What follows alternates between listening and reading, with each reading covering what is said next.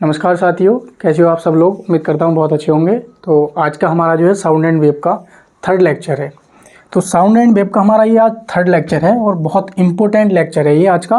अगर किसी ने मान लीजिए इससे पहले के जो लेक्चर हैं साइंस के नहीं देखे हैं तो एक बार पहले उन्हें जाकर देखें। बीच में से देखने में इंटरेस्ट नहीं आएगा क्योंकि क्लास आधी समझ में आएगी आधी नहीं आएगी। तो मैं रिक्वेस्ट करूँगा आप लोगों से कि पहले एटलीस्ट जो मैं 2 लेक्चर साउंड एंड वेव के पढ़ा चुका हूँ वहाँ से स्टार्ट कीजिए। इनकी चैप्टर जहाँ से स्टार्ट है तो वहाँ से आप लोग क्या है स्टार्ट कीजिए। लेकिन आज की जो हमारी क्लास का टॉपिक है वहाँ से हम शुरुआत करते हैं। सोनार, आप लोगों ने बहुत अच्छे से सुना होगा। सोनार क्या बोलते हैं भाई? सोनार। ये वो वाला सोनार नहीं है जहाँ सोना मिलता है, जहाँ पे ये सोनार एक क्या है युक्ति है। इस युक्ति का हम प्रयोग जो करते हैं समुद्र की गहराई नापने में, या समुद्र में कोई चीज़ डूबी हुई है तो उसका पता लगाने में, या मान लीजिए कि समुद्र में कोई किसी की मतलब पनडुब्बी है तो उसका हम पता लगा सकते हैं। तो इस प्रकार से हम 3 चीज़ों का प्रयोग करते हैं सोनार में। तो एटलीस्ट जैसे कि आपने नाम सुना होगा फेदोमीटर का भी हम प्रयोग करते हैं समुद्र की गहराई नापने में। तो फेदोमीटर अगर आपसे ऑप्शन में आता है कि हम जो समुद्र की गहराई नापते हैं क्या फेदोमीटर का यूज करते हैं क्या सोनार का यूज करते हैं, तो आप लोग ध्यान रखेंगे फर्स्ट जो प्रायिकता देंगे आप वो फेदोमीटर को दोगे, ठीक है। लेकिन सेकंड ऑप्शन आप किसे दोगे? सोनार को दोगे। लेकिन होता यही है कि जब भी साइंस के क्वेश्चन इस प्रकार से पूछे जाते हैं या तो फेडोमीटर होगा या सोनार होगा, क्योंकि दोनों पूछे ही नहीं जाते हैं। लेकिन फिर भी मैंने इन केस अगर ऐसा होता है तो फर्स्ट प्रायोरिटी जो दोगे आप वो किसे दोगे? फेदोमीटर को दोगे, नॉट सोनार को दोगे, ठीक है। नहीं तो क्या बोलते हैं इसको? हम बोलते हैं सोनार। बात समझ में आई नहीं आई? तो मैंने आपको इसके बारे में बता दिया है कि क्या है हमारा ये सोनार है। अब ये क्या है कि युक्ति है और इसका प्रयोग हम किसके लिए करते हैं? समुद्र की गहराई। लेकिन बात करते हैं कि सोनार काम कैसे करता है। आपने एक चीज़ देखी होगी, प्रकाश के परावर्तन की डेफिनेशन पढ़ी होगी। तो प्रकाश के परावर्तन की डेफिनेशन से ये कहती है कि जब कोई प्रकाश की किरण किसी तल से टकराती है, चिकने तल से टकराती है, तो टकराकर वापस उसी माध्यम में आ जाती है। तो ये जो सोनार है ना ये भी कुछ वैसा ही काम करता है। जैसे कि मान लीजिए आपने क्या काम किया, आप दीवार में बॉल फेंक के मार रहे हैं। जब दीवार में आप बॉल फेंक के मार रहे हैं तो वो टकरा के वापस आती है, आपके हाथ में आती है। तो यही हमारा क्या होता है? प्रकाश का परावर्तन का नियम होता है। तो कहते हैं कि उसी के सिद्धांत पे काम करता है ये, यानी कि जो नियम पे कार्य करता है। नियम, अगर आपसे नियम पूछेगा कि ये भाई ये किस नियम पे कार्य करता है तो आप क्या कहोगे? आप कहोगे साहब ये प्रकाश के परावर्तन के नियम पे कार्य करता है। लेकिन बात आती है इसमें कि भाई ये किन तरंगों का प्रयोग करता है, भाई ये किन तरंगों का प्रयोग करता है या किस सिद्धांत पे काम करता है। ये 3 प्रश्न है ये मैं आपको लिखवा रहा हूं क्योंकि ये क्या है एग्जाम में डायरेक्ट पूछे जाएंगे। तो नियम तो मैंने बता दिया, किस नियम पर करता है प्रकाश के परावर्तन पर। किसके भाई? प्रकाश के परावर्तन पर। प्रकाश के परावर्तन, प्रकाश के परावर्तन के नियम पर। सेकंड ऑप्शन ध्यान रखेंगे, तरंगे कौन सी यूज होती है इसमें? तरंगे। तो आप लोग ध्यान रखेंगे जो हमारी सोनार युक्ति है इसमें अल्ट्रासोनिक वेव का यूज होता है। अल्ट्रासोनिक का समझ रहे हो नहीं? जैसे कि जिसकी फ्रीक्वेंसी कितनी होती है? 20,000 हर्ट्ज से अधिक होती है, जिन्हें हम नहीं सुन सकते हैं। जिसे कौन सुनते हैं? चमगादड़, कुत्ता। बात समझ में आ रही है? चमगादड़, कुत्ता, बिल्ली, सांप, ये सारे जो है इंसेक्ट या जानवर किन तरंगों को सुन सकते हैं? पराश्रव्य तरंगे। तो लिखेंगे अल्ट्रासोनिक, अल्ट्रासोनिक वेव। इसको हम बोलते हैं पराश्रव्य। क्या भाई? पराश्रव्य तरंगे। तो पराश्रव्य तरंगों का प्रयोग जो हम क्या करते हैं सोनार युक्ति में करते हैं। लेकिन बात आता है कि ये सिद्धांत किस पे काम करता है? ये प्रतिध्वनि के सिद्धांत पे करता है। प्रतिध्वनि समझ रहे हो नहीं? प्रतिध्वनि जब हमें किसी अपनी वॉइस की इको सुननी होती है तो इको सुनने के लिए सामने परावर्तक पृष्ठ होता है, और परावर्तक पृष्ठ होता है तो उसके बीच की जो न्यूनतम दूरी होती है 17.15 मीटर होती है। कहने का मेरा आपसे ये मतलब है कि ये सोनार युक्ति भी दूरी पर निर्भर करता है, कि ऐसे नहीं कि आप करोड़ों मीटर दूर या लाखों किलोमीटर दूर की वस्तु का आप क्या है पता लगाना चाह रहे हो, वो कितनी गहराई में है, तो उसकी भी एक रेंज होती है। जैसे इको सुनते हैं ना, इको की भी एक रेंज होती है कि इको सुनने के लिए श्रोता और परावर्तक पृष्ठ के बीच की दूरी जो होनी चाहिए वो लगभग 17 मीटर के आसपास होनी चाहिए। तो इसी प्रकार से ये भी काम करता है कि टकरा के वापस आना, इको भी वहीं पे काम करता है, उसी प्रकाश के परावर्तन पे। तो क्या लिखेंगे, प्रतिध्वनि के सिद्धांत पर। किस पे भाई, प्रतिध्वनि के सिद्धांत पर, प्रतिध्वनि के सिद्धांत पर। थोड़ा सा ध्यान रखेंगे, इसकी फुल फॉर्म ध्यान रखेंगे। इसकी फुल फॉर्म होती है साउंड नेविगेशन,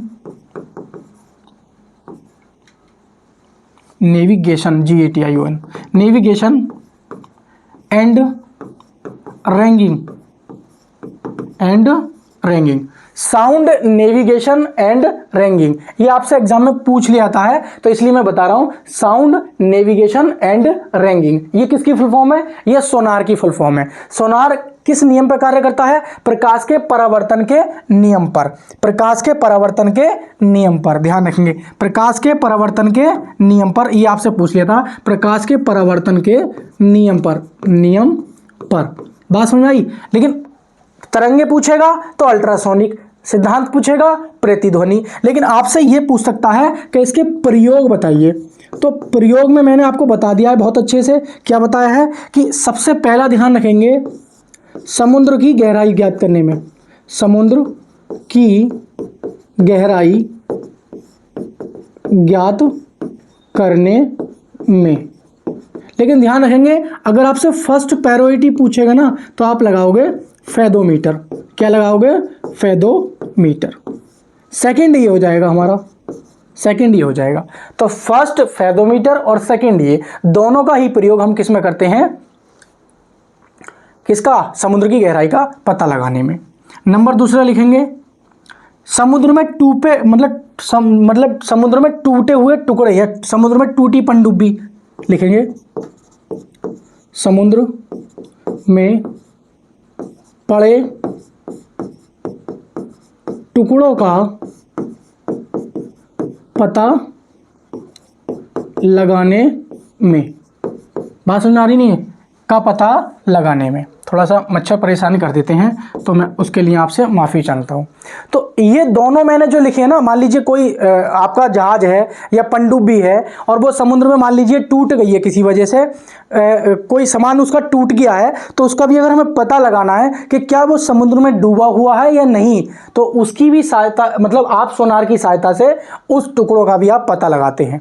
या दुश्मन की पनडुब्बी का पता लगाने में, किसका भाई, या फिर दुश्मन की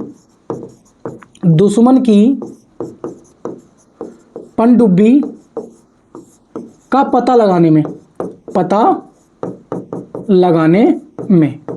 देखो 2 दिन क्लास नहीं हुई है, उसके लिए मैं आपसे माफ़ी चाहता हूँ, लेकिन डेली क्लास लेके चलने की कोशिश करता हूँ। 2 दिन से लाइट नहीं आई, गांव का क्षेत्र है ये जहाँ से हमारी ये क्लास शूट होती है, तो प्रॉब्लम पड़ गई है, ठीक है। लेकिन आप परेशान ना हो, डेली क्लास मिलेगी आपको साइंस की। तो ध्यान रखेंगे, प्रयोग इंपॉर्टेंट है इसके प्रयोग सोनार के। तो दुश्मन की पनडुब्बी का पता लगाने में हम किसका प्रयोग करते हैं, सोनार का प्रयोग करते हैं। समुद्र में पड़े टुकड़ों का और समुद्र की गहराई ज्ञात करने में। तो ये था हमारा सोनार, क्योंकि सोनार से यही क्वेश्चन बन सकते हैं। आप इन्हें नोट कर लेंगे या इसका आप स्क्रीनशॉट ले लेंगे। लेकिन अब हम पढ़ेंगे कि ध्वनि पर किन किन कारकों के प्रभाव पड़ते हैं। जैसे कि मान लीजिए, मेरी बात को पूरी गौर से समझना, बहुत इंटरेस्टिंग टॉपिक शुरू हो रहा है अभी ये, यहाँ से बहुत एग्जाम में क्वेश्चन पूछे जाते हैं कि ध्वनि पर किन किन माफी चाहता हूँ, ध्वनि की चाल पर, स्पीड ऑफ साउंड, ध्वनि की चाल पर किन किन कारकों के प्रभाव पड़ते हैं। जैसे कि तापमान क्या ध्वनि की चाल को प्रभावित करता है। आवृत्ति हुआ, घनत्व हुआ, कठोरता हुई, आर्द्रता हुई, ये सारी चीज़ों पे हम 1 बाय 1 चर्चा करेंगे, क्योंकि यहाँ से क्वेश्चन में पूछे जाते हैं। क्वेश्चन क्या है, पूछे जाते हैं। तो हम स्टार्ट कर रहे हैं, ध्वनि की चाल को प्रभावित करने वाले कारक। यहाँ लिखेंगे ध्वनि की चाल को प्रभावित करने वाले कारक। ठीक है भाई, यानी कि ध्वनि की चाल को क्या है, कौन कौन से ऐसे कारक हैं जो प्रभावित करने वाले हैं? 6-7 कारक हैं, 6 से 7 कारक हैं, और ये बहुत पूरी क्लास इसी पर डिपेंड है। आज की क्लास ये समझ लो, ये टॉपिक स्टार्ट हो गया है और पूरे इत्मीनान से पढ़ना है, 1 बाय 1 करके पढ़ना है। बहुत प्यार के साथ समझा के पढ़ाऊंगा, बिल्कुल टेंशन नहीं लेनी आपको। बस क्या है, नोट कर लेने आपको। आप कहोगे सर जी नोट्स, मैं चाहूँ तो इसकी पीपीटी जो मैं पढ़ाता हूँ ये टेलीग्राम चैनल पर डाल दूँ, लेकिन उससे फ़ायदा कुछ नहीं होने वाला है। आप निकलवा लोगे, पड़ी रह जाएंगी वो। मेरे पास बहुत सारा पूरा कमरा बड़ा पड़ा है वो नोट्सों से। लेकिन रीजन क्या है, समझ में क्या आता है हमें, हमने जो पढ़ा है टीचर से और उसके हमने नोट्स खुद से बनाए हैं, तो वही चीज़ हमारे समझ में आती है और उसी को हम जल्दी रिवाइज भी कर लेते हैं। तो मैं आपसे रिकमेंड यही करूँगा कि आप इन क्लासों को देखें और इनके नोट्स क्लास बाई क्लास अपने हाथ से बनाएं। ठीक है नहीं, आइए स्टार्ट करते हैं। तो नंबर 1 इसमें डाल लेंगे ध्वनि की चाल पर तापमान का प्रभाव। सबसे पहले लिख लेंगे ध्वनि की चाल पर, ध्वनि की चाल पर तापमान का प्रभाव, यानी कि टेम्परेचर इफेक्ट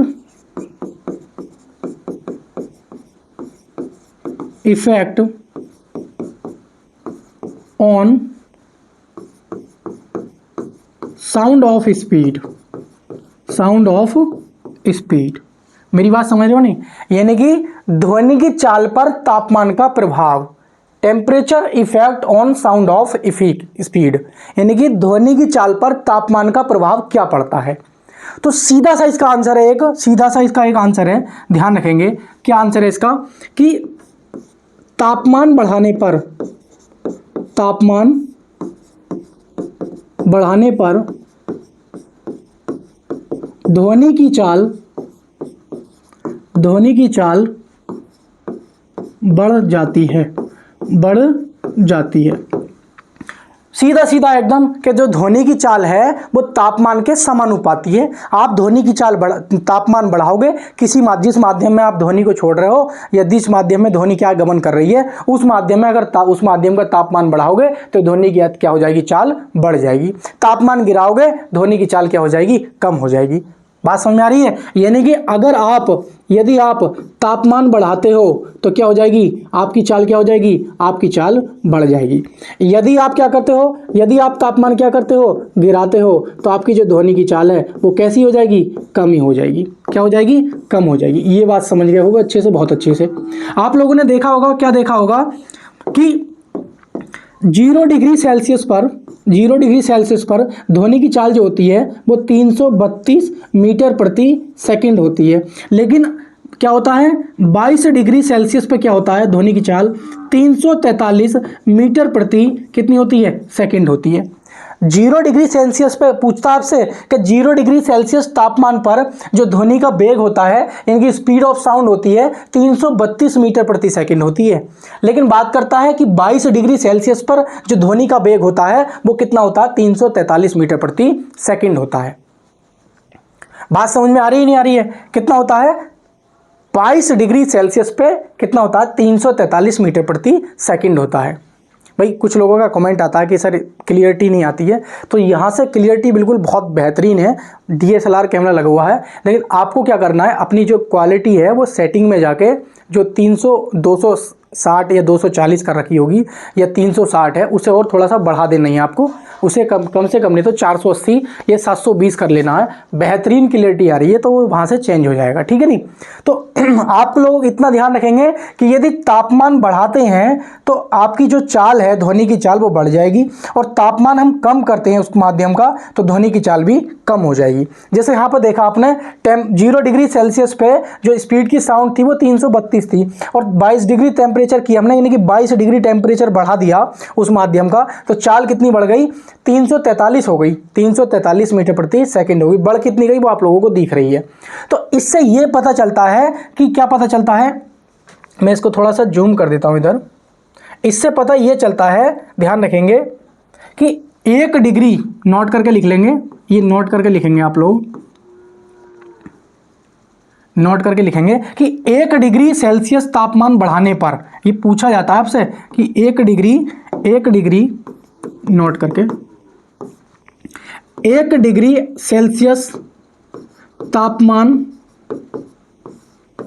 बढ़ाने पर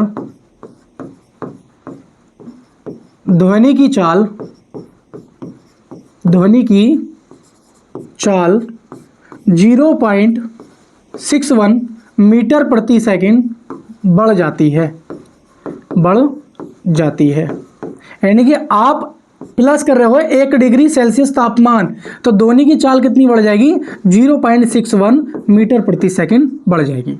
मैं ये कहना चाहता हूँ, मैंने जो ये पूरा नोट करके एक पॉइंट लिखा है, मैंने ये लिखा है कि यदि 1 डिग्री सेल्सियस तापमान बढ़ाया जाए ध्वनि का, तो 0.61 मीटर प्रति सेकंड चाल क्या होती है? बढ़ जाती है। तो यही मैंने आपको यहाँ पे शॉर्ट में लिख के दिखा दिया है। तो आप लोग इन सारी चीज़ों का आप बहुत अच्छे से समझो, पहले गौर से समझो और मुझे कॉमेंट करके बताओ कि इसमें कोई प्रॉब्लम आ रही है या नहीं आ रही है। पहले इसको आप अच्छे से समझने का प्रयास करो, ठीक है नहीं? अगर आप लोग ये पूरा अच्छे तरीके से समझ गए हैं तो ये बात मेरी गांठ बांध लेनी है आपको। क्या गांठ बांध लेनी है? यहाँ से हमें ये पता चल गया कि जब ध्वनि की चाल हम बढ़ाते हैं, बात समझ रहे हो नहीं मेरी? जब हम ध्वनि की चाल बढ़ाते हैं तो आपको पता है कि होता क्या है कि जब हम चाल कब बढ़ेगी? ये चाल तभी तो बढ़ेगी जब आप तापमान बढ़ाते हो। बात समझ में आ रही नहीं आ रही है? तो ध्वनि की चाल जो होती है, ध्यान रखेंगे, जो तापमान होता है ना, तापमान, उस तापमान के वर्ग अंडर रूट के समानुपाती होती है। ये होती है, ये इस प्रकार से ये रिलेशन होता है। ध्वनि की चाल और तापमान में ये रिलेशन होता है, ठीक है? ध्वनि की चाल और तापमान में ये रिलेशन होता है, यानी कि ध्वनि की जो चाल होती है उसका वर्ग समानुपाती होता है तापमान के।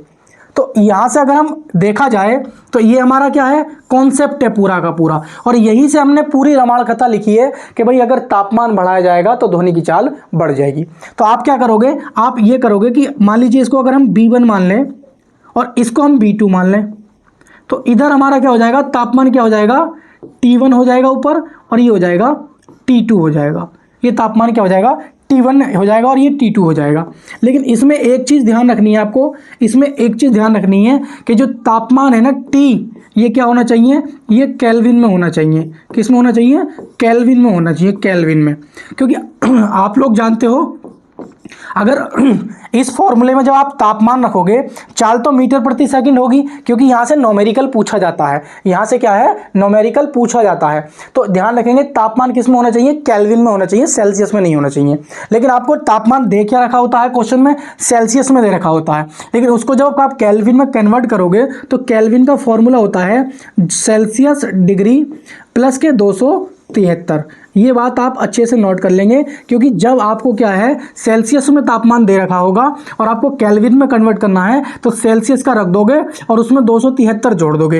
ये सेल्सियस का तापमान जो दे रखा होगा उसमें 273 जोड़ दोगे, केल्विन अलग आ जाएगा निकल, क्योंकि आपको T1 और T2 के मान किस में रखने हैं? केल्विन में रखने हैं। आप लोग इसको समझिए अच्छे से, क्योंकि इस पर क्या है? न्यूमेरिकल पूछा जाता है आप लोगों से। इस पर क्या है? न्यूमेरिकल पूछा जाता है। समझो मेरी बात को।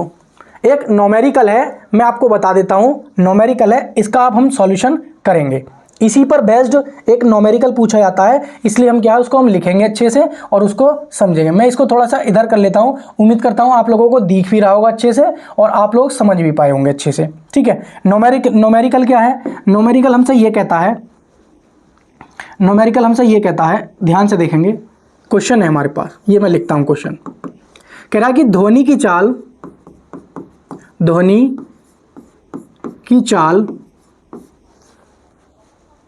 27 डिग्री सेल्सियस पर 350 मीटर प्रति सेकंड है। 350 मीटर प्रति सेकंड है, तो ध्वनि की चाल है, तो ध्वनि की चाल 927 डिग्री सेल्सियस पर क्या होगी? ये न्यूमेरिकल है, इसको आपको करना है कि ध्वनि की चाल 27 डिग्री सेल्सियस पर कितनी दे रखी है? 350 मीटर प्रति सेकंड दे रखी है। तो ध्वनि की चाल बताना है 927 डिग्री सेल्सियस पर क्या होगी। भाई आप लोगों को दे रखा है कि भाई T1 का मान कितना दे रखा है आपके पास, T1 का मान दे रखा है 27 डिग्री सेल्सियस।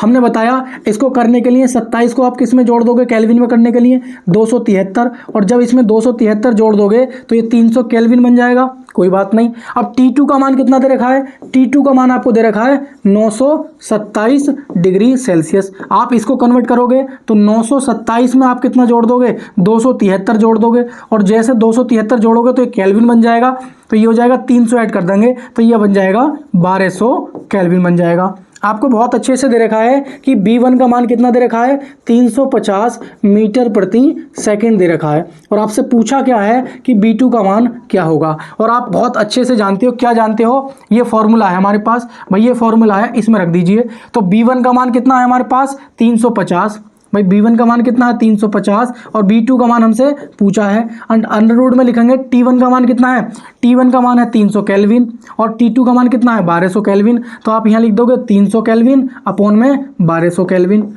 ये 2 जीरो से 2 जीरो कट जाएंगे और 3 से 3 कट जाएगा, भाई 3 से 3 क्या हो जाएगा, कट जाएगा, 3 ही करना 3 और 3 चौक 12, तो ये आ जाएगा रूट में क्या हो जाएगा 1/4 आ जाएगा। 1/4 का मतलब क्या हो जाएगा 1/2 हो जाएगा। आप कैंची गुणा कर लोगे यानी कि 350 बटे B2 और बराबर कितना हो जाएगा 1/2, तो यहाँ से आ जाएगा B2 का मान कितना आ जाएगा 700, भाई 350 का कितना होता है डबल, 300 दूनी 600 और 750 दूनी, भाई 350 दूनी 700 मीटर प्रति सेकंड। तो ये क्या हो जाएगा B2 का आंसर आ जाएगा, यानी कि जो B2 का मान था वो 700 मीटर प्रति सेकंड आ जाएगा। ये नंबर 1 सवाल है, नंबर 1 जो एग्जाम में डायरेक्ट पूछा जाता है और बहुत इंपॉर्टेंट एग्जाम्पल है, बहुत इंपॉर्टेंट क्वेश्चन है। इसको बहुत समझने की कोशिश करना कि ध्वनि की चाल 27 डिग्री सेल्सियस पर 350 मीटर प्रति सेकंड है, तो ध्वनि की चाल 927 डिग्री सेल्सियस पर क्या होगी। तो T1 और T2 के मान हमें दे रखे थे और B1 का मान दे रखा था, B2 का मान निकालना था, ये मैंने हमने इस फॉर्मूले में लगा दिया। तो इसको बहुत अच्छे से, ये पूरा एक कॉन्सेप्ट था कि ध्वनि की चाल पर तापमान का क्या प्रभाव पड़ता है। सीधा सीधा प्रश्न आता है, या इस पे न्यूमेरिकल आता है, या ये रिलेशन पूछ लिया जाता है, ये वाला। ठीक है, तो आप लोगों ने ये उम्मीद करता हूँ नोट कर लिया होगा। तो एक बार अच्छे से स्क्रीनशॉट ले लेंगे, उसके बाद हम आगे चलते हैं। ठीक है, उसके बाद हम क्या चलते हैं, आगे चलते हैं। आइए चलिए तो अब हम पढ़ने जा रहे हैं ध्वनि की चाल पर आवृत्ति का क्या प्रभाव पड़ता है। ठीक है, आवृत्ति का क्या प्रभाव पड़ता है, क्योंकि आवृत्ति का प्रभाव क्या पड़ता है ये बहुत जरूरी है, क्योंकि मैंने बताया था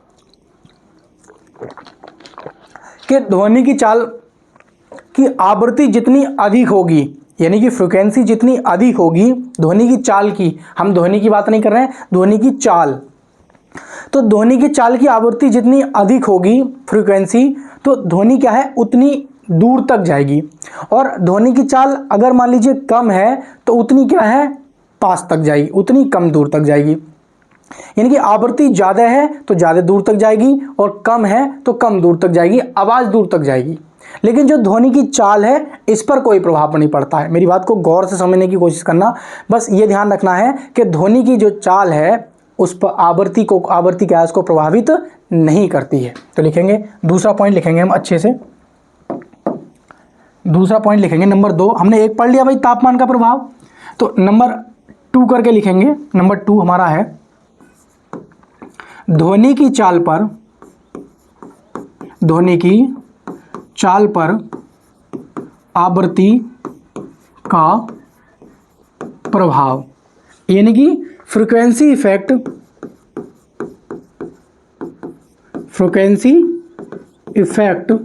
ऑन स्पीड ऑफ साउंड,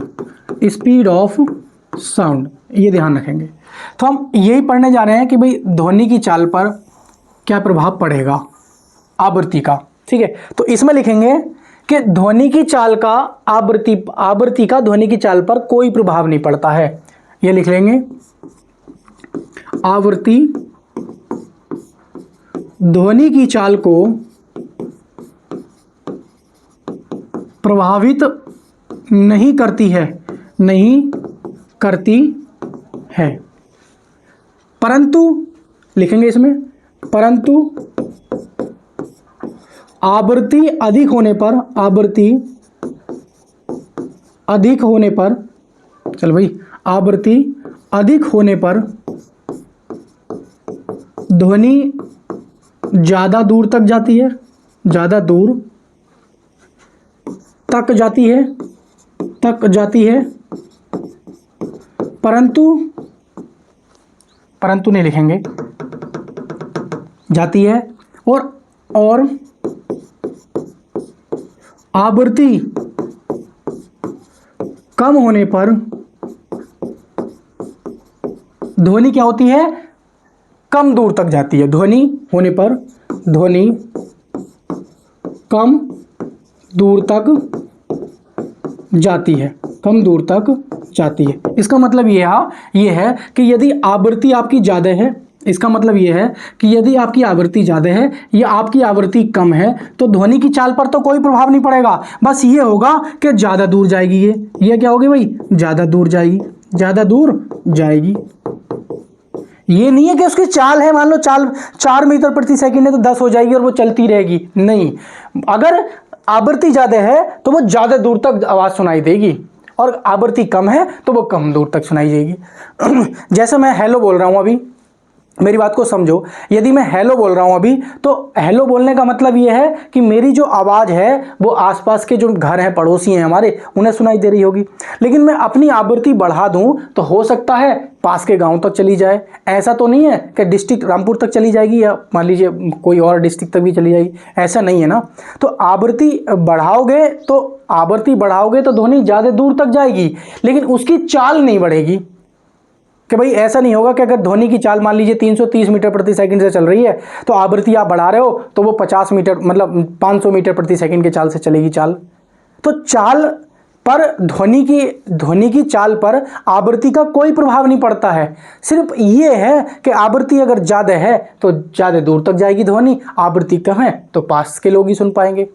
बात समझ में आई? तो ये इतनी बड़ी जो थ्योरी लिखी है ये बहुत इंपॉर्टेंट है जो मैंने लिखी है, क्योंकि ये इंपॉर्टेंट है और इसी का मैंने निचोड़ ये लिख रहा हूं कि आवृत्ति अगर ज़्यादा है तो ज़्यादा दूर तक जाएगी, और आवृत्ति अगर कम है तो कम दूर तक जाएगी, तो कम दूर तक जाएगी। ये बात आप लोग बहुत अच्छे से समझो, इसको समझो और मुझे बताओ कि इसमें आपको क्या प्रॉब्लम आ रही है। इसको समझो और मुझे आप लोग अच्छे से बताओ, क्योंकि ये बहुत ज़रूरी है। लेकिन अगर अभी भी आपको समझ में नहीं आ रहा है तो मेरी बात को समझने की कोशिश करो। मैं आपको थोड़ा सा कुछ समझाने का प्रयास करता हूँ, पूरा का पूरा कॉन्सेप्ट मैं आपको समझाने का प्रयास करता हूँ। आप लोग याद करो, जब मैंने आपको पढ़ाई थी तरंगे, मैंने तरंगे पढ़ाई थी 3 प्रकार की। एक थी हमारे पास श्रव्य तरंगे, तो श्रव्य तरंगों की जो आवृत्ति थी वो 20 हर्ट्ज से लेके 20,000 हर्ट्ज थी, ये थी नहीं थी। तो इधर वाली तरंगे कौन सी थी हमारी, ये थी हमारे पास पराश्रव्य, और इधर कौन सी थी हमारी, इधर थी हमारी श्रव्य तरंगे, यानी कि अपश्रव्य। कैसी थी, अपश्रव्य। तो इनकी थी आवृत्ति कितनी थी, 20 हर्ट्ज से कम, 20 हर्ट्ज से कम, और इनकी कितनी थी 20 किलो हर्ट्ज से ज़्यादा। बात सुन आ रही है? लेकिन ये वाली जो ध्वनि थी ये वाली थी हमारी श्रव्य ध्वनि थी। कैसी थी, श्रव्य ध्वनि या श्रव्य तरंगे। तो आप लोगों ने बहुत अच्छे से देखा होगा कि जो इनकी तरंग दैर्घ्य थी, इनकी जो तरंग दैर्घ्य थी, तरंग दैर्घ्य, तो इनकी जो तरंग दैर्घ्य थी मैंने लिखवाया भी था कि इनकी तरंग दैर्घ्य जो थी वो 17 मीटर से लेके, माफ़ी चाहता हूँ ध्यान रखेंगे, वो कितनी थी 17 मीटर से लेके, मक्खियाँ मच्छर थोड़ी सी परेशान कर देती हैं, तो 17 मीटर से लेकर कितनी थी 17 mm तक थी, 17 mm तक थी। ये किनकी थी, इनकी तरंग दैर्घ्य थी, किनकी, श्रव्य जो ध्वनि तरंगे होती हमारी जिनको हम मनुष्य सुन सकते होते हैं, तो उनकी जो आवृत्ति थी ना, उनकी आवृत्ति वो 20 हर्ट्ज से लेके 20,000 हर्ट्ज तक थी। लेकिन उनकी तरंग दैर्घ्य की बात करें तो तरंग दैर्घ्य थी 17 मीटर से लेके 17 mm के बीच की, ये थी। यानी कि आवृत्ति बढ़ रही है तो तरंग दैर्घ्य घट रही है, और आवृत्ति घट रही थी तो तरंग दैर्घ्य बढ़ रही थी। आपने एक फॉर्मूला सुना होगा बहुत अच्छे से कि B बराबर होता है n लैम्डा। क्या होता है, B बराबर होता है n लैम्डा। क्या होता है, B बराबर होता है n लैम्डा, n लैम्डा। ये आपने बहुत अच्छे से सुना होगा क्योंकि ये बहुत पॉपुलर है। ये ध्वनि की चाल का सूत्र है। किसका है भाई, ध्वनि की चाल का सूत्र है। आपने बहुत अच्छे से पढ़ा होगा कि B बराबर n लैम्डा, समझ लो नहीं। तो जब b बराबर एन लेमडा आपने पढ़ा है अच्छे से और आपको पता है कि b बराबर एन लेमडा ये ध्वनि की चाल का क्या है, सूत्र है, तो आप लोग मेरी बात को अच्छे से समझने का प्रयास करो।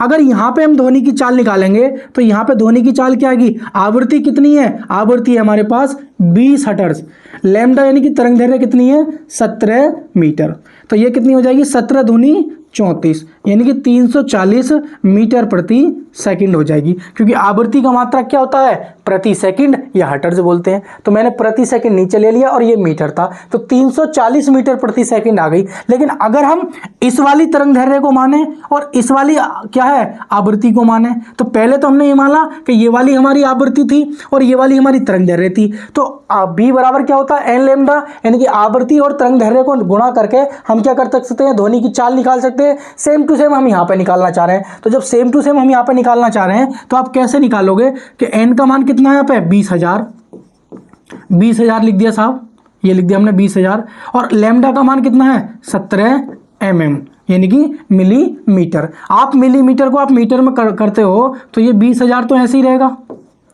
4 जीरो रहेंगे, और 17 को हम लिख सकते हो 10 की पावर -3 मीटर, यानी कि 1 मिलीमीटर में कितने होते हैं भाई, 1 mm में कितने होते हैं, 1 मिलीमीटर में 10 की पावर -3 मीटर होते हैं, 10 की पावर कितने होते हैं भाई 3 मीटर होते हैं, 3 मीटर होते हैं, ये बात अच्छे से लिख लोगे। तो आप जब 3 होते हैं तो ये 3 जीरो क्या हो जाएंगे, ये खत्म हो जाएंगे भाई, ये 3 जीरो क्या हो जाएंगे, इससे खत्म हो जाएंगे। जब इससे खत्म हो जाएंगे तो आपको पता है बचेगा क्या, बचेगा यही कि 17 दूनी 34 यानी कि 340 मीटर प्रति सेकंड, यही तो बचेगा। तो आप एक चीज देखिए कि ये जो हमारे पास ध्वनि की चाल आई है, ये जो हमारे पास ध्वनि की चाल आई है, ये वाली ये वाली ये वाली ये वाली ये वाली और ये वाली, क्या ये दोनों आपस में बराबर है, नहीं है भाई। ये वाली जो ध्वनि की चाल है 340 मीटर प्रति सेकंड है, और ये है हमारे पास ये भी 340 मीटर प्रति सेकंड है, यानी कि आवृत्ति का ध्वनि की चाल पर कोई प्रभाव नहीं पड़ता है। आप आवृत्ति बढ़ाओगे तो उसकी तरंग दैर्घ्य ऑटोमेटिक क्या हो जाएगी, कम हो जाएगी, और तरंग दैर्घ्य कम होगी तो उसकी आवृत्ति क्या है, ज्यादा होगी। तो उन दोनों का गुणनफल ही क्या होता है, कांस्टेंट होता है। ध्वनि की चाल क्या होती है, कांस्टेंट रहती है, यानी कि आवृत्ति का कोई प्रभाव नहीं पड़ता है। और यही मैंने आपको लिखवाया था कि आवृत्ति का ध्वनि की चाल पर कोई प्रभाव नहीं पड़ता है। बस फर्क ये होता है कि अगर आपकी ध्वनि की आवृत्ति अगर अधिक है तो ध्वनि ज्यादा दूर तक जाएगी, अगर आपकी जो है आवृत्ति कम है तो ध्वनि कम दूर तक जाएगी। फर्क इतना है, आप लोग अच्छे से समझ गए होंगे, इसको नोट कर सकते हैं। ये मैंने पूरा कॉन्सेप्ट आपको समझा दिया है प्रॉपर वे में। उम्मीद करता हूं बहुत अच्छे से समझ में आ रहा होगा। चैनल पे नए हैं तो जल्दी से सब्सक्राइब कर लो। रेलवे की कोई सी भी न्यूज़ है मैं लेके आता हूं, साथ ही साथ विज्ञान का पूरा एकदम भरपूर फ्री, एकदम सबसे अच्छी बात यह है फ्री है, कोई पेड नहीं है, कोई मैं कोर्स नहीं बेचने वाला। बस ये है कि न्यू चैनल है तो आप लोग थोड़ा ट्रस्ट करने में डगमगा रहे हो, लेकिन ट्रस्ट करोगे तो बहुत अच्छा रिजल्ट दूंगा आपको। उम्मीद करता हूं आप लोग समझ पाए होंगे। लाइक और सब्सक्राइब करके हमें सपोर्ट जरूर करोगे, समझो इसको। अब हम पढ़ेंगे थोड़ा सा अगला टॉपिक, चलते हैं कि ध्वनि की चाल पर प्रेशर यानी कि दाब का क्या प्रभाव पड़ता है। आपने अभी तापमान का पढ़ लिया, आपने अभी आवृत्ति का पढ़ लिया, लेकिन अब हम पढ़ेंगे, क्या पढ़ेंगे, ध्वनि की चाल पर किसका प्रभाव, प्रेशर यानी कि दाब का प्रभाव। लिखेंगे नंबर 3 पॉइंट लिखेंगे, नंबर 3 पॉइंट लिखेंगे, ध्वनि की चाल पर दाब का प्रभाव, नंबर 3। ठीक है, ध्वनि की चाल पर दाब का प्रभाव। ध्वनि की चाल पर दाब का प्रभाव यानी कि pressure effect on sound of speed. ठीक है, pressure effect on sound of speed, यानी कि प्रेशर का क्या इफेक्ट पड़ता है स्पीड ऑफ साउंड पर, ये आपको बताना है। तो मैं आपको बता देता हूं, किसी भी माध्यम का आप दाब बढ़ाओ या घटाओ, ध्वनि की चाल पर कोई प्रभाव नहीं पड़ता है। दाब घटाओगे या दाब बढ़ाओगे, ध्वनि की चाल पर कोई प्रभाव नहीं पड़ता है। जब कोई प्रभाव नहीं पड़ता तो बात ही सारी की सारी हमारी क्या हो जाती है, खत्म। बस इस पर लिख लोगे, इसका उत्तर लिख लोगे कि दाब का ध्वनि की चाल पर कोई प्रभाव नहीं पड़ता है, कोई प्रभाव नहीं पड़ता है। बस इस बात को क्या है आप नोट करके लिख लोगे। ये यहीं से आपका क्वेश्चन आएगा। 4 ऑप्शन दे रखे होंगे, उनमें से आपको दाब का चुनना होगा कि निम्नलिखित में से किसका प्रभाव ध्वनि की चाल पर नहीं पड़ता है। आपको ऑप्शन में दे रखा होगा, क्या दे रखा होगा, तापमान, घनत्व, कठोरता और साथ में दे रखा होगा दाब दे रखा होगा या आवृत्ति। तो आवृत्ति और दाब ये दो ही ऐसे फैक्टर हैं जो कि ध्वनि की चाल को प्रभावित नहीं करते हैं। एक कौन सा है हमारा, एक है भाई आवृत्ति, क्या है भाई, एक है आवृत्ति और एक है हमारे पास दाब। भाई ये दो ही तो कारक निकल के आए हैं अभी तक कि आवृत्ति और दाब क्या है, ये ध्वनि की चाल को कोई भी प्रभावित नहीं करते हैं। तापमान करता है, तापमान बढ़ा और सीधा समानुपाती होता है, तापमान बढ़ाओगे तो ध्वनि की चाल बढ़ जाएगी, तापमान कम करोगे तो ध्वनि की चाल कम हो जाएगी। लेकिन आवृत्ति बढ़ाओगे ध्वनि की चाल उतनी की उतनी रहेगी, आवृत्ति कम करोगे ध्वनि की चाल उतनी की उतनी रहेगी, दाब बढ़ाओगे उतनी रहेगी, कम करोगे तब भी उतनी रहेगी। बात समझ में आई नहीं आई इतनी बात, इसको आप समझिए और इसको आप नोट करिए। उसके आगे हम चलते हैं कि ध्वनि की चाल पर घनत्व का प्रभाव, ये बहुत इंपॉर्टेंट है क्योंकि ध्वनि की चाल पर घनत्व का प्रभाव ये इतना इंपॉर्टेंट है क्योंकि YouTube पर आपको सीधा सीधा बता दिया जाता है कि जिस माध्यम का घनत्व ज्यादा होगा उस माध्यम में ध्वनि की चाल क्या होगी, अधिक होगी। लेकिन ऐसा नहीं है, मैं आप समझो, पहले इसको आप नोट कर लिया होगा, इसको आप समझिए। नंबर 4 लिखेंगे हम, चौथा फैक्टर पढ़ेंगे। अब क्या लिखेंगे, ध्वनि की चाल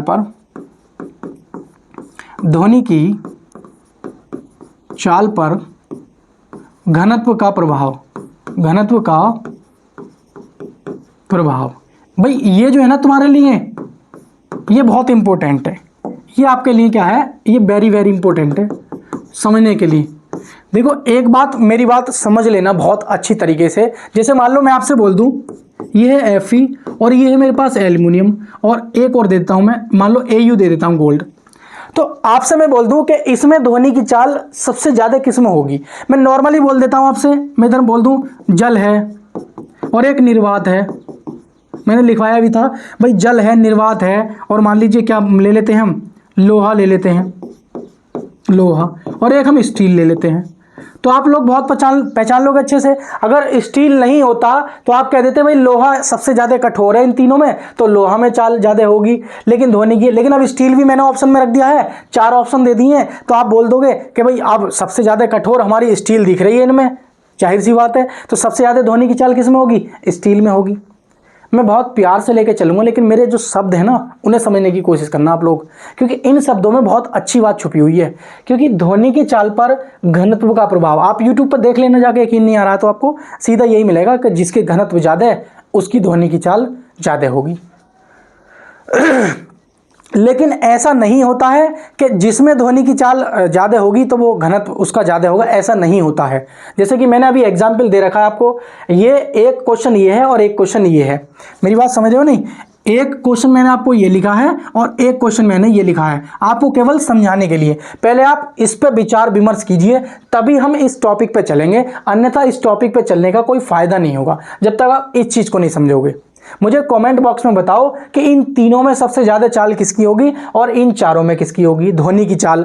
तो अगर किसी स्टूडेंट्स ने ये क्लियर बता दिया कि इन तीनों में ध्वनि की चाल सर्वाधिक किसकी है, तो वो बहुत अच्छे से बहुत अच्छा पढ़ा लिखा माना जाएगा, अपने आप में बहुत अच्छा जिसे कहते हैं साइंस का। लेकिन नहीं बता पा रहा है तो वो बहुत मतलब उसका कन्फ्यूजन बहुत बरकरार है, क्योंकि यही होता है रियलिटी में।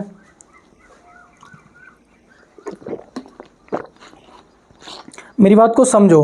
देखो आप लोग बहुत अच्छे से पहचान लोगे कि भाई इसमें क्या हो जाएगा, ध्वनि की चाल क्या हो जाएगी, इसमें ज़्यादा होगी।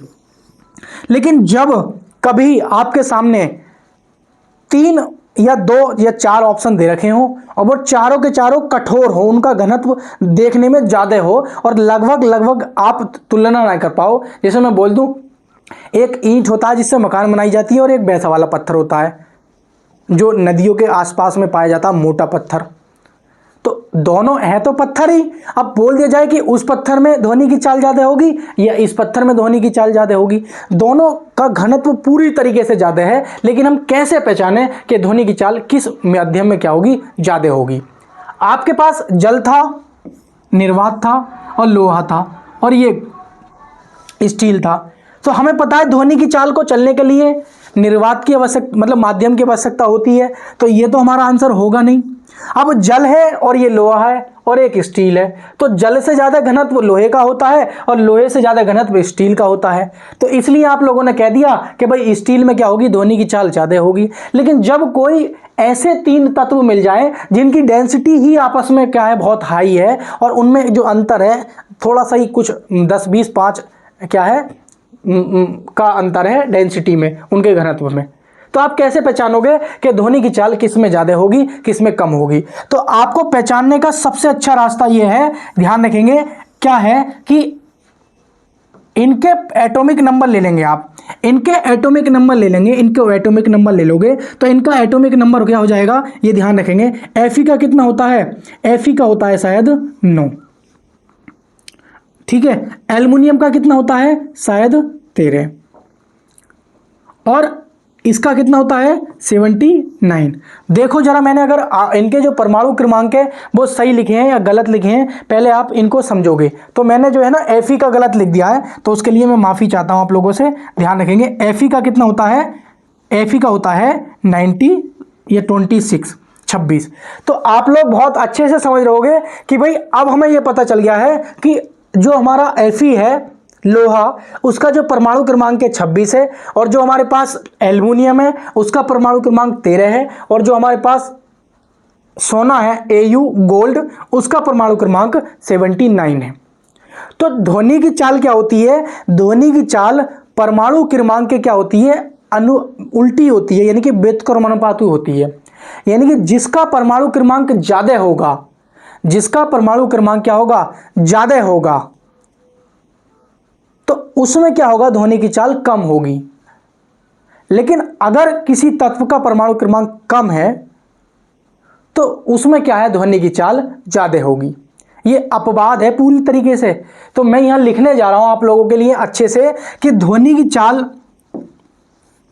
यानी कि यहां लिखेंगे घनत्व के बढ़ने से, घनत्व के बढ़ने से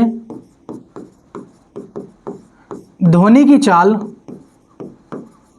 घटती है, घटती है। यही है, बस यही आग लग गई होगी तुम्हारे सीने में एकदम, कि घनत्व के बढ़ने से ध्वनि की चाल घटती है। सर जी गलत पढ़ा रहे हो, तुम बहुत गलत पढ़ा रहे हो। यूट्यूब पे तो साफ साफ हमने बहुत पढ़ा है कि ध्वनि की चाल, घनत्व ज़्यादा होगा तो ध्वनि की चाल ज़्यादा होगी। ऐसा नॉर्मली सामान्यतः देखने को मिलता है। आपको 2-3 ऑप्शन दे रखे होते हैं कि एक दे रखा है जल, और एक दे रखा है आपके पास दे रखा है लोहा, और एक दे रखा है मान लीजिए स्टील। तो आप कह दोगे स्टील में ध्वनि की चाल ज़्यादा होगी। या आपको दे रखा है एक तरफ तेल, एक तरफ दे रखा है मान लीजिए कांच या जल मान लीजिए, और एक तरफ दे रखा है लोहा या स्टील। तो आप पहचान लोगे लोहा या स्टील में, इन दोनों की अपेक्षा 3 ऑप्शन में से एक को चुन लोगे कि इसमें ध्वनि की चाल ज़्यादा होगी। लेकिन मैं बोल दूं स्टील भी दे रखा हो, लोहा भी दे रखा हो और सोना भी दे रखा हो, तो आप कैसे पहचानोगे कि उसमें ध्वनि की चाल ज़्यादा होगी। तो हमारा जो विज्ञान है, जो फैक्ट है, वो यही कहता है कि घनत्व के बढ़ने से ध्वनि की चाल घटती है। बात समझ रही है? अभी मैं आगे समझाऊंगा कि घनत्व के बढ़ने से ध्वनि की चाल क्या होती है, घटती है। मतलब कहने का मेरा यही है कि अगर यदि आपका परमाणु क्रमांक ध्यान रखेंगे, परमाणु क्रमांक, आपका परमाणु क्रमांक मान लीजिए अगर ज़्यादा है, अगर परमाणु क्रमांक आपका ज़्यादा है तो ध्यान रखेंगे आपका घनत्व भी कैसा होगा, आपका घनत्व भी कैसा होगा, आपका घनत्व भी ज़्यादा होगा, उसका घनत्व भी क्या होगा, ज़्यादा होगा। लेकिन ध्वनि की चाल कैसी होगी, ध्वनि की चाल कैसी होगी, ध्वनि की चाल होगी कम होगी, ध्वनि की चाल कैसी होगी, कम होगी।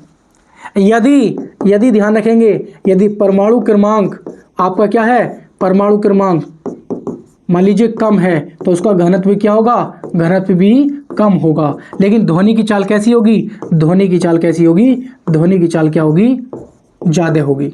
ध्वनि की चाल क्या होगी, ज़्यादा होगी।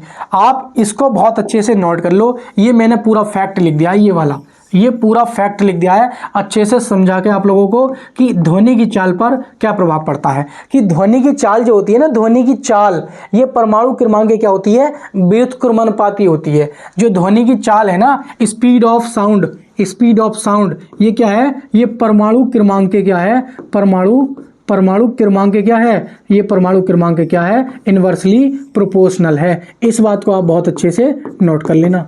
इनवर्सली प्रोपोर्शनल का मतलब ये है कि अगर आप परमाणु क्रमांक मान लीजिए किसी का कम है, अगर किसी का परमाणु क्रमांक कम है तो उस माध्यम में प्रकाश की चाल क्या होगी, ज्यादा होगी। इसीलिए मैं आपसे कह रहा था कि एल्युमिनियम का परमाणु क्रमांक क्या है, कम है, इसीलिए एल्युमिनियम में क्या होगी, ध्वनि की चाल क्या होगी, बहुत ज्यादा होगी। लेकिन मतलब कहने का मतलब यह है कि जब कोई तीन माध्यम ऐसे ठोस ठोस दे रखे हो तो आप उनके परमाणु क्रमांक ले लीजिए, आप उससे पता लग पाओगे कि भाई ध्वनि की चाल किस में ज्यादा होगी या किस में कम होगी। जैसे कि आप एक क्वेश्चन ले लेंगे, क्वेश्चन 1 में दे रहा हूं, आपको दे दिया है H2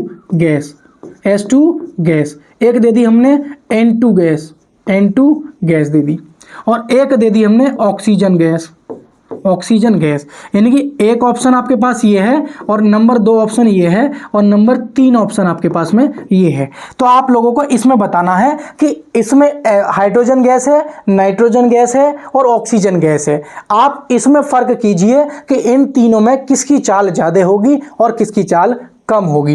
तो आप लोग बहुत अच्छे से जानते हैं, क्या जानते हैं कि भाई इसका जो है ना परमाणु क्रमांक कितना होता है, 1 होता है, और नाइट्रोजन का कितना होता है, 7 होता है, और ऑक्सीजन का कितना होता है, 8 होता है। तो मैंने क्या बताया, मैंने ये बताया कि ध्वनि की चाल जो है परमाणु क्रमांक क्या होती है, व्युत्क्रमानुपाती होती है, यानी कि इनवर्सली प्रोपोर्शनल होती है। यानी कि जिस गैस का परमाणु क्रमांक कम होगा तो उस गैस में क्या है, ध्वनि की चाल क्या होगी, ज्यादा होगी। तो अब आप लोग देखिए कि इस प्रकार से क्वेश्चन आ रहे हैं विज्ञान में पूछे हुए। तो जब इस प्रकार से क्वेश्चन आ रहे हैं विज्ञान में पूछे हुए तो आप कैसे करोगे, आपको तो केवल इतना ही बता रखा कि घनत्व ज्यादा है तो ध्वनि की अब उससे बेड़ा पार नहीं होने वाला, आपको अंदर गहराई में जाना पड़ेगा। अब तो कथन निष्कर्ष के तरीके से आप जब प्रैक्टिस सेट लगा रहे हो तो उसमें क्या कथन निष्कर्ष के टाइप में साइंस दे रखी है, अब डायरेक्ट नहीं दे रखी कि कोशिका की खोज किसने करी, नहीं, ये क्वेश्चन तो बहुत कम आ रहे हैं। अब क्वेश्चन यही आ रहे हैं पूरे अंदर के, जो मैंने ये गहराई में बात बताई है। तो ये क्वेश्चन नंबर हमारा क्या था, ये क्वेश्चन नंबर 2 था। ठीक है, तो आप लोग बहुत अच्छे से समझ गए होंगे कि इसका आंसर, राइट आंसर क्या होगा। तो परमाणु क्रमांक सबसे कम किसका है, हाइड्रोजन गैस का है। जब इसका परमाणु क्रमांक कम है तो ध्वनि की चाल सर्वाधिक किसमें होगी, इस हाइड्रोजन गैस में ही हमारी सबसे चाल होगी अधिक। तो ये था पूरा कॉन्सेप्ट कि ध्वनि की चाल पर घनत्व का प्रभाव। तो मैं फाइनली पूरी एक बात फिर से अपनी रिपीट कर देना चाहता हूं कि अगर 2 माध्यम आपको ऐसे दे रखे हैं जो बहुत उन घनत्व बहुत ना के बराबर बहुत कम है, और एक ऐसा है जो बहुत उसका घनत्व ज्यादा है, जैसे जल और वायु में दे रखा हो और स्टील दे रखा हो तो स्टील लगा दोगे।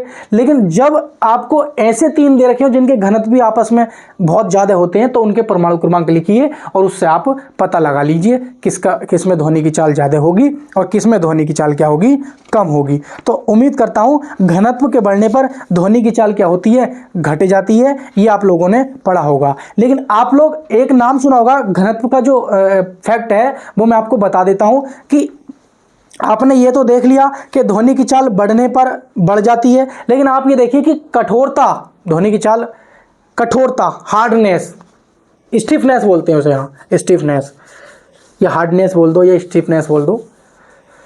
तो कठोरता के बढ़ने से ध्वनि की चाल बढ़ती है। जो आप लोग पढ़ते हो ना आज तक, वो कठोरता होती है। भाई एक होता है घनत्व और एक होता है कठोरता, तो इन दोनों में भी तो कुछ फर्क होगा। तो फर्क यही था जो मैं आपको बता रहा था अभी तक कि कठोरता के बढ़ने से ध्वनि की चाल बढ़ती है। यानी कि लिखेंगे 5वां पॉइंट, चल भाई मच्छर आ गए, 5वां कि ध्वनि की चाल पर, ध्वनि की चाल पर कठोरता का प्रभाव, ध्वनि की चाल पर कठोरता का प्रभाव, ये बहुत ध्यान देंगे, ये बहुत अच्छे से समझेंगे कि ध्वनि की चाल पर कठोरता का प्रभाव। तो इसमें लिखेंगे कठोरता बढ़ने पर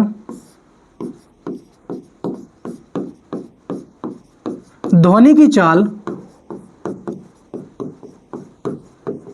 बढ़ जाती है। यानी कि हम ये कह सकते हैं कि जो ध्वनि की चाल है, ध्वनि की जो चाल है वो समानुपाती होती है। जो ध्वनि की चाल है वो समानुपाती होती है किसके? कठोरता के। किसके भाई? कठोरता के। ध्वनि की चाल जो होती है वो सीधा सीधा कठोरता के क्या होती है? समानुपाती होती है। यानी कि अगर कठोरता ज़्यादा है तो आपकी ध्वनि की चाल भी क्या होगी? आपकी ध्वनि की चाल ज़्यादा होगी। बात समझ में आ रही है? बात समझ में आ रही नहीं आ रही है? यानी कि आप ये कहना चाह रहे हैं कि अगर कठोरता कैसी है? कठोरता अगर ज़्यादा है तो ध्वनि की चाल क्या होगी? ज़्यादा होगी। यानी कि हम ये कहना चाह रहे हैं कि अगर कठोरता यानी कि स्टिफनेस यानी कठोरता अगर कम है तो ध्वनि की चाल कैसी होगी? कम होगी। इस बात को आप पूरी अच्छी तरीके से एक अलग बॉक्स बना के नोट कर लेना। ये मैंने बहुत अच्छे से समझा दिया है। यानी कि कठोरता ज़्यादा होगी तो ध्वनि की चाल कैसी होगी? ज़्यादा होगी उस माध्यम में। ये था वो क्वेश्चन जो आप लोग रटते थे आज तक। तो घनत्व और कठोरता में कुछ तो फर्क है ना? बात समझ में आई नहीं आई? तो घनत्व और कठोरता में कुछ तो फर्क था। बहुत अच्छे से समझ में आ गया होगा और आपने स्क्रीनशॉट ले भी लिया होगा। आइए हम चलते हैं 6 पर। ये लास्ट टॉपिक है हमारा, इसका आज की क्लास का भी लास्ट टॉपिक है और ध्वनि की चाल को प्रभावित करने वाले जो कारक थे उसका भी ये लास्ट टॉपिक है। लेकिन जाते जाते बहुत इंपॉर्टेंट टॉपिक है, समझो मेरी बात को। लिखेंगे ध्वनि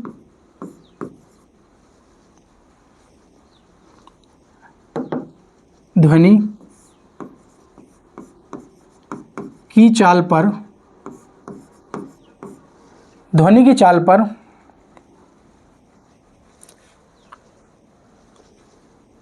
ठीक है, ध्वनि की चाल पर आर्द्रता का प्रभाव। आर्द्रता बोले तो नमी का प्रभाव। बात समझ में आ रही है? ध्वनि की चाल पर आर्द्रता का प्रभाव या नमी का प्रभाव। ध्वनि की चाल पर आर्द्रता का प्रभाव या नमी का प्रभाव, ये बहुत इंपॉर्टेंट है। तो ध्वनि की चाल पर आर्द्रता का प्रभाव या नमी का प्रभाव, ये कैसे आप समझ पाएंगे? तो एक बात बहुत अच्छे से ध्यान रखेंगे कि समझ रहे हो नहीं मेरी बात, कि जो आर्द्रता होती है ना, आर्द्रता नमी वायु होती है और एक शुष्क वायु होती है। तो जो शुष्क वायु होती है ना, शुष्क वायु, उसका घनत्व ज्यादा होता है और नम वायु का घनत्व कम होता है। एक तो बात आप ये ध्यान रखेंगे, ठीक है। और घनत्व के उल्टे क्या होती है? घनत्व का उल्टा होती है ध्वनि की चाल होती है। तो आप ये कह सकते हो सीधा सीधा कि आर्द्रता के बढ़ने पर ध्वनि की चाल बढ़ती है। मैं समझा रहा हूं, लिखिए आप कि आप ये कह सकते हो कि आर्द्रता के बढ़ने पर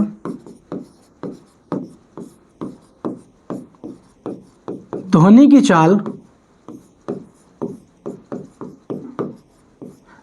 चाल बढ़ती है। बस यही आपके लिए काम का पॉइंट है कि आर्द्रता बढ़ने पर ध्वनि की चाल बढ़ती है। कि भाई अगर आप मान लीजिए आर्द्रता बढ़ा रहे हो तो आप क्या है, आपकी उस माध्यम में ध्वनि की चाल ज्यादा होगी। एक है शुष्क वायु, सूखी गर्मी की, और एक है नमी युक्त वायु। तो नमी युक्त वायु में क्या है, ध्वनि की चाल ज्यादा होती है। तुमने देखा होगा जब बारिश का मौसम होता है और तुरंत बारिश पड़ के शांत हुई होती है, या रात में आपने देखा होगा जब सारे ट्रैफिक सारे कुछ बंद हो जाते हैं, तो उस समय क्या है, हमें ध्वनि दूर तक सुनाई देती है। यानी कि उसकी जो चाल है बढ़ जाती है ध्वनि की।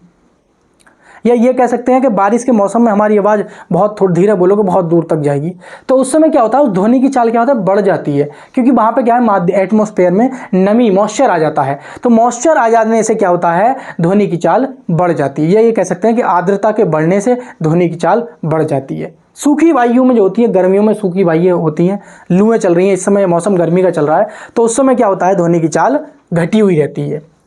समझ रहे हो? तो एक नोट करके पॉइंट लिखेंगे, नोट करके मैं लिखवाना चाह रहा हूं आपको, नोट करके लिखेंगे। क्या लिखेंगे? नमी युक्त वायु, या आप ये कह सकते हैं आर्द्रता, क्या बोलेंगे, आर्द्रता आर्द्रता कैसी है, ज़्यादा है। आर्द्रता कैसी है, ज़्यादा है। तो नमी युक्त वायु का घनत्व शुष्क वायु, थोड़ा हैंग सा चल रहा अभी है ना, शुष्क वायु की अपेक्षा नमी युक्त वायु यानी कि का घनत्व जो है शुष्क वायु की अपेक्षा कैसा होता है, ज़्यादा होता है। कम होता है की अपेक्षा कम होता है। भाई हैंग सा हो गया, लेकिन चलो कोई नहीं। चल भाई, कैसा होता है भाई, कम होता है। तो मैं ये कहना चाह रहा हूं कि नमी युक्त वायु का जो घनत्व होता है वो शुष्क वायु की अपेक्षा कैसा होता है, कम होता है। तो जब नमी युक्त वायु का घनत्व कम होगा तो घनत्व के उल्टा होती है ध्वनि की चाल, तो ध्वनि की चाल क्या होगी, ज्यादा होगी। तो इसीलिए मैंने लिखा है कि आर्द्रता के बढ़ने पर ध्वनि की चाल बढ़ जाती है। तो एक पॉइंट तो आपने ये लिख लिया। दूसरा पॉइंट लिखोगे, दूसरा पॉइंट ये है, क्या है दूसरा पॉइंट, दूसरा पॉइंट ये है, आपने देखा होगा बादल हैं, बादल हवाओं के ऊपर तैरते हैं। जो बादल है हवाओं के ऊपर तैरते हैं, क्योंकि बादल क्या होते हैं, नमी युक्त होते हैं, और नमी युक्त चीजों का क्या होता है, घनत्व कम होता है, और घनत्व कम है तभी तो बादल ऊपर तैरते हैं। और जो हमारी वायु होती है उनका घनत्व ज्यादा होता है।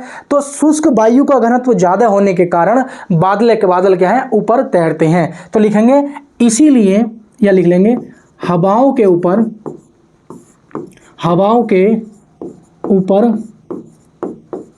बादल इसीलिए क्या होते हैं, तैरते हैं, इसीलिए तैरते हैं। बात समझ नहीं आई। तो ये था ध्वनि की चाल पर। भाई आपसे सीधा पूछेगा कि ध्वनि की चाल पर आर्द्रता का क्या प्रभाव पड़ता है, नमी। तो नमी ज्यादा होगी तो ध्वनि की चाल कैसी होगी, ज्यादा होगी, क्योंकि नमी युक्त जो वायु होती है उसका घनत्व कम होता है, और घनत्व के इन्वर्सली प्रोपोर्शनल यानी कि व्युत्क्रमानुपाती होती है ध्वनि की चाल। यानी कि नमी युक्त वायु का घनत्व कम है तो ध्वनि की चाल कैसी होगी, नमी युक्त वायु का घनत्व अगर मान लीजिए कम है तो ध्वनि की चाल कैसी होगी, ज्यादा होगी।